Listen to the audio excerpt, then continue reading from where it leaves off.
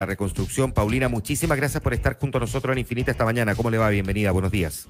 Hola, buenos días. Buenos días, muchas ¿Qué gracias tal? por la Buenos días, oportunidad. Paulina. Paulina, déjeme preguntarle, porque aquí hay harto todavía trabajo, me imagino, por delante, ¿no? De diagnóstico y definir las prioridades para las zonas más afectadas por los incendios. Hasta ahora, en la labor que le ha encomendado el presidente, ¿qué primeras conclusiones ha podido usted sacar de esta tragedia que ha enfrentado el país? Bueno, yo creo que en primer lugar, que efectivamente es una tragedia. En segundo lugar, que a diferencia de otras eh, desastres que hemos tenido en las últimas décadas, esta tiene la particularidad de estar concentrada fundamentalmente en el sector rural, en pequeñas localidades, en sectores donde hay índices de pobreza mayor que en otros lugares del país. Esa es una primera conclusión que hace particular el territorio donde ha ocurrido esta tragedia. En segundo lugar, señalar que las actividades fundamentalmente afectadas son actividades productivas, actividades agrícolas, actividades vinculadas a las viñas, a la apicultura, a la actividad forestal, al turismo, conjuntamente con lo que ha significado toda la pérdida en materia de vivienda, también de animales. Entonces, en este proceso de reconstrucción va a estar muy vinculado el tema del desarrollo productivo, las fuentes de empleo, la reconversión de algunas áreas con el tema de las condiciones de habitabilidad. Lo otro importante yo creo que es valorar la inmensa capacidad de articulación de apoyos que ha permitido el combate al fuego, brigadistas de distintas partes, voluntarios de distintos lugares, CONAF, etcétera, que han estado trabajando de una manera muy intensa. Y digo esto porque combatir el fuego en estos lugares, que se trata, como ya hemos dicho, de zonas aisladas, donde además los temas de clima de repente no ayudan mucho, ha significado un despliegue de recursos humanos y materiales muy alto. Paulina. Y el otro tema, perdón, sí. No, termine con el último tema y después yo la hago para atrás. Y lo otro es que yo creo que también yo quisiera destacar son las adecuaciones institucionales que se han hecho a nivel del Estado para enfrentar estas situaciones y que han mostrado ser bastante importantes. Por ejemplo, la existencia de Senapred como nueva institucionalidad en materia de riesgos de desastre, el haber introducido esta etapa intermedia de las ayudas tempranas o este eje de las ayudas tempranas, que hace que no haya un vacío entre el momento de la mayor emergencia y las tareas más estratégicas de la reconstrucción. Creo que también ha permitido poner en acción desde el principio al aparato del Estado para ayudar a que las familias se pongan de pie, que es como lo primero que uno busca antes de iniciar el proceso de reconstrucción de más largo plazo. Entonces creo que han habido temas tanto institucionales, de apoyo, como atributos, características particulares de los territorios que van a marcar este proceso. La colaboración público-privada, usted la ha definido, ¿verdad?, como algo que ha sido determinante y así como también debiera ser determinante la participación de los privados en todas las etapas del proceso de reconstrucción. ¿Cuál es el alcance de esa participación, Paulina? Se lo pregunto y se lo digo directamente, ¿verdad?, porque siempre desde la instalación del gobierno del presidente Gabriel Boric había una cierta duda respecto de un sesgo en favor de lo público y de la presencia del Estado. Entonces es interesante entender cuál es, a su juicio, la participación que el mundo privado deberá tener en la etapa de en el proceso de reconstrucción. Bueno, yo creo que usted plantea muy bien el tema porque ambas cuestiones no son incompatibles. O sea, yo creo que hay una preocupación del gobierno del presidente Boric que es muy necesaria y legítima, que es fortalecer los instrumentos, las capacidades y la institucionalidad pública, en el sentido de garantizarle a todos los ciudadanos iguales oportunidades y hacerlo con eficiencia. Y en ese sentido, la existencia de Senapred, por ejemplo, como órgano de atención de las emergencias, el que exista una mayor red a nivel regional, la existencia hoy día de mayores niveles de descentralización por la vía de los gobernadores regionales, que es una nueva instancia que se crea, eso fortalece la presencia del Estado y la relación del Estado con la ciudadanía. Eso no es obstáculo, ni menos es contradictorio con el tema de la importancia tanto de la sociedad civil del sector académico como del sector privado. No se niegan una cosa con la otra. Hoy día el sector privado fundamentalmente activo, porque está directamente vinculado a esta situación, tiene que ver con las empresas de la madera, con el sector forestal, con los gremios del turismo, con los viñateros, que son personas que están... Entonces, evidentemente que la cooperación público-privada, el sector de la construcción, son relevantes para, en primer lugar, para responder adecuadamente, en segundo lugar, para pensar en las estrategias de futuro, y en tercer lugar, porque el desarrollo de las comunidades nos involucra a todos.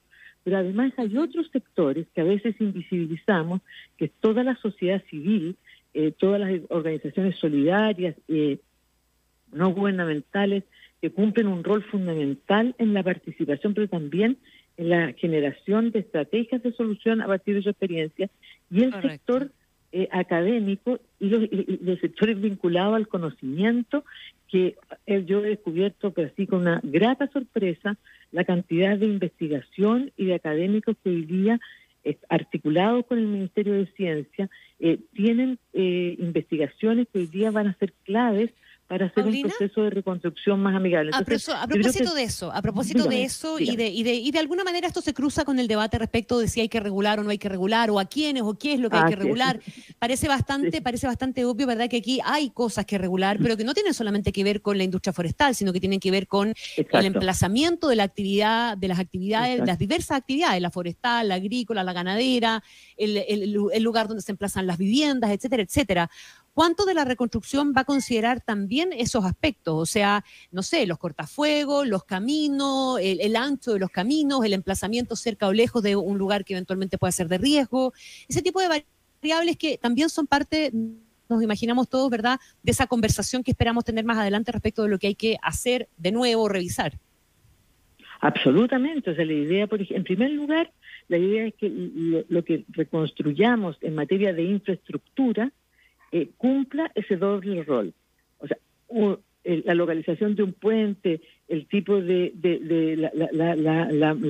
el mejoramiento de los caminos secundarios, la disposición del agua potable rural, todas esas infraestructuras, las viviendas, las escuelas, todo lo que hay que reponer debe ser pensado no solamente con el criterio de resolver la necesidad inmediata a la cual se refiere, sino que también con criterios de mayor seguridad. Eso se puede hacer y lo hemos visto. O sea, yo lo repito muchas veces, pero después de los tsunamis, hoy día todo lo que hace la Dirección de Obras Portuarias en el borde marítimo tiene un concepto de prevención muy alto, que además es amigable por la vía de transformar esos mismos en usos públicos de costanera, etcétera. Y eso tenemos que hacerlo. En segundo lugar, tal cual como usted lo señala, tenemos un desafío importante de avanzar en materia de gestión del territorio y ordenamiento territorial.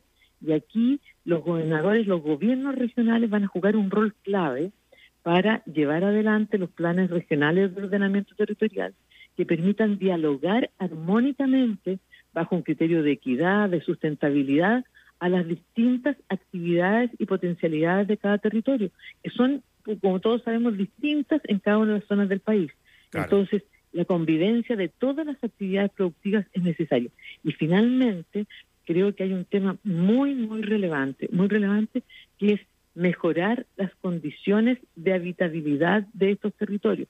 Digo un ejemplo, hay zonas del país, por ejemplo, que todavía no tienen conectividad digital, y eso tiene un efecto en la seguridad, pero también tiene un efecto en el acceso de las personas a servicios como la educación, la información, etcétera. Eso, si podemos dar un paso más en ese sentido y el proceso de reconstrucción lo logra, estamos cumpliendo con la promesa que la reconstrucción genere mejores condiciones de habitabilidad de las que habían antes del incendio. Paulina, cuando usted plantea esto de buscar una convivencia más armónica, esa convivencia más armónica, ¿cómo se trabaja? Es decir, ¿requiere de regulación? Porque cuando hemos tratado de avanzar en esta discusión, hay quienes han dicho no es el momento, pero también hemos visto una cierta crispación por parte de algunos. Y inevitablemente en algún momento vamos a tener que buscar una forma de hacer una convivencia más armónica, que además entiendo que en esa armonía hay que buscar, entre otras cosas, elementos para evitar que tragedias como esta avancen tan rápido como finalmente lo vivimos, ¿no? ¿Cómo se trabaja esa convivencia armónica? Bueno, yo creo que en primer lugar tomando conciencia de que hoy día necesitamos desarrollarnos, necesitamos mayor crecimiento, pero también necesitamos mayor calidad de vida, y que hoy día estamos expuestos de una manera mucho más importante a riesgos climáticos que antes no teníamos, y que hoy día hoy es imposible no considerar esos tres factores: el que queremos elevar nuestros niveles de productividad, que queremos elevar nuestro nivel de calidad de vida y que estamos expuestos a riesgos altos, es el núcleo de la conversación. La pregunta es entonces, ¿cómo hacemos para garantizar mejores condiciones de habitabilidad y mayor equidad territorial y social?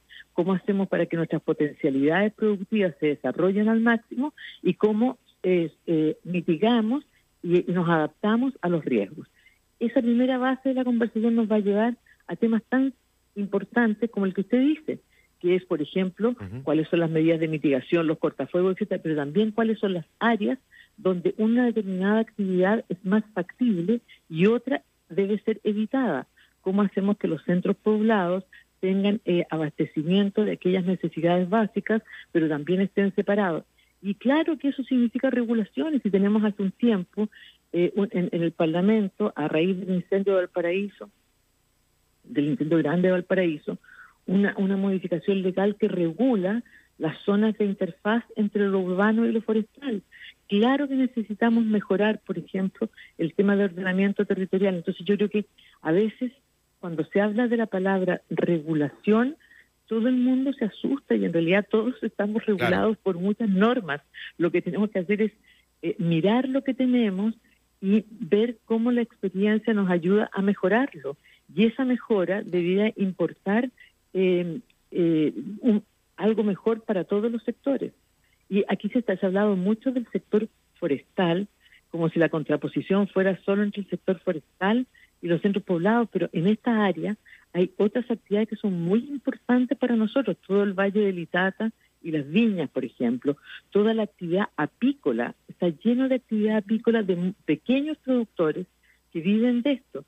Entonces, cuando hablamos de convivencia, no estamos hablando solo de la convivencia de la actividad forestal con los centros poblados, sino que también de la convivencia entre actividades productivas.